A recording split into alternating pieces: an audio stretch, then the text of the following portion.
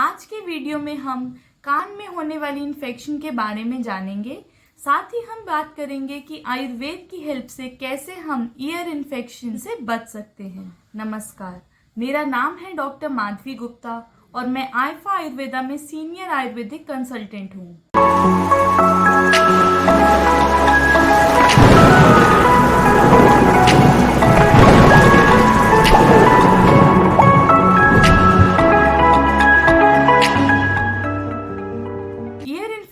को medically otitis media कहा जाता है। बड़ों के कंपैरिजन में बच्चों में ये इन्फेक्शन ज़्यादा देखी जाती है क्योंकि बच्चों की इम्यूनिटी कम होती है और उन्हें दूसरे बच्चों से इन्फेक्शन का खतरा ज़्यादा हो जाता है।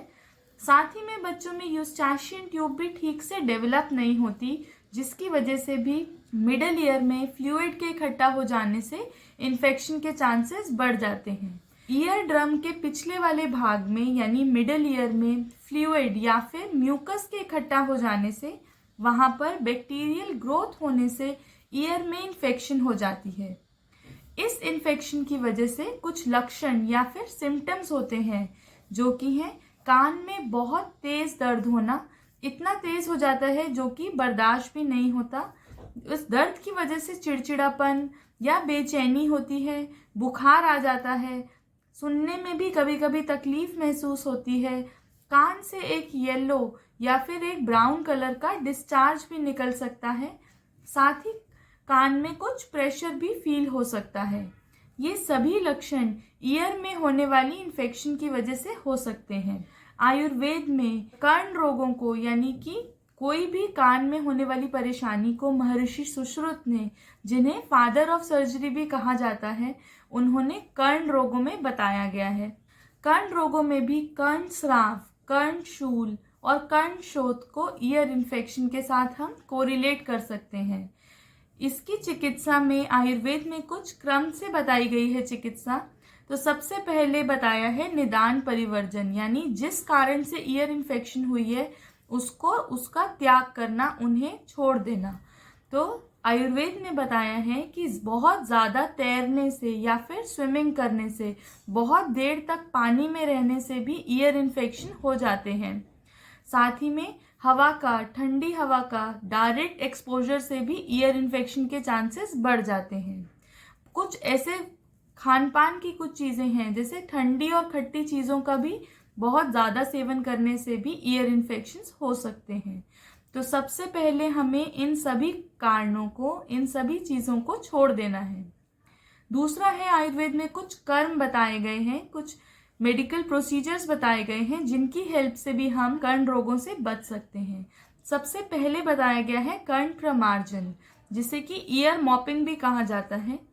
इस प्रोसीजर में कान को कुछ मेडिकेटेड ऑयल्स या फिर कुछ क्वाथ या जड़ी बूटियों से कान को बहुत डीपली क्लीन किया जाता है। दूसरा कर्म है कर्ण पूरण।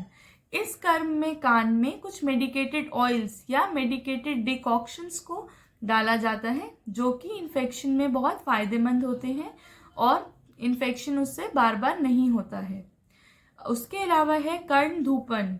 ये एक ऐसा प्रोसीजर है जिसमें कुछ जड़ी बूटियों को जलाकर उनके धुएं को कान में दिखाया जाता है, जिसकी वजह से भी इन्फेक्शंस ठीक हो जाती हैं। साथ ही इसमें एक नस्य बताया गया है। नस्य एक वो कर्म है जिसमें नाक में कुछ मेडिकेटेड ऑयल्स को डाला जाता है।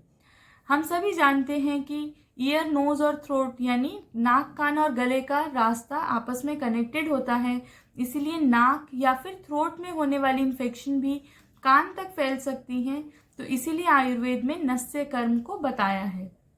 इन सभी कर्मों के अलावा आयुर्वेद में कुछ औषधियाँ बताई हैं, कुछ हर्ब्स बताई गई हैं जिनसे दोषों के बैलेंस को ठीक किया जा सकता है। वात, पित्त, कफ, इन तीनों दोषों को हार्मनी में रखा जा सकता है और इनके बैलेंस को मेंटेन किया जा सकता है, जिसकी वजह से भी कोई भी इन्फेक्शन या कोई भी रोग हमें नहीं होता है। जैसे मैंने आपको बताया है कि हमें ठंडी खट्टी चीज़ें नहीं खानी, बहुत देर तक पानी में भी नहीं रहना है और डायरेक्ट विंड का या हवा का डायरेक्ट एक्सपोजर भी नहीं करना।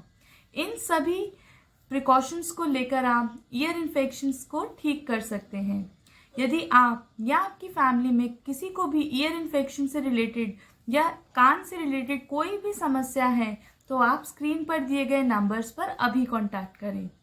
आइफा आयुर्वेदा में हम डॉक्टर साहिल गुप्ता की गाइडेंस में रिसर्च के बाद कुछ ऐसी मेडिसिन फॉर्मूलाज को रेडी किया है जो ईयर इन्फेक्शन और सभी रोगों से लड़ने के लिए बहुत इफ़ेक्टिव हैं।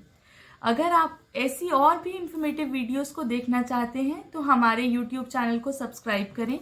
वीडियो अच्छा लगे तो लाइक और शेयर करें। धन्यवाद।